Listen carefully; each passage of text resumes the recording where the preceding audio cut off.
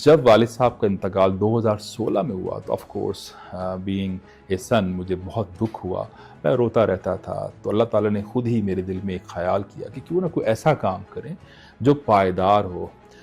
तो मैंने फिर उस ऑडियो को सोचा कि क्यों ना इस मंज़ूम उर्दू कुरान को वीडियो विजुअलाइज़ेशन की तरफ लेकर जाया जाए। क्योंकि ये एक फैक्ट है कि आप जितनी मर्ज़ी बातें कर लें, जितना मर्ज़ी आप लिख लें, अगर आप उसके अंदर आवाज़ के साथ वीडियो ग्राफिक्स को लेकर आ जाएं तो उसका इम्पैक्ट 10 टाइम्स बढ़ जाता है। मैंने उस वक्त फिर यूट्यूब की टेक्नोलॉजी को यूज़ किया और फिर उस पूरे कुरान को उसके बैकग्राउंड में वीडियोस को एडिट करके डालना शुरू किया और आज पूरा कुरान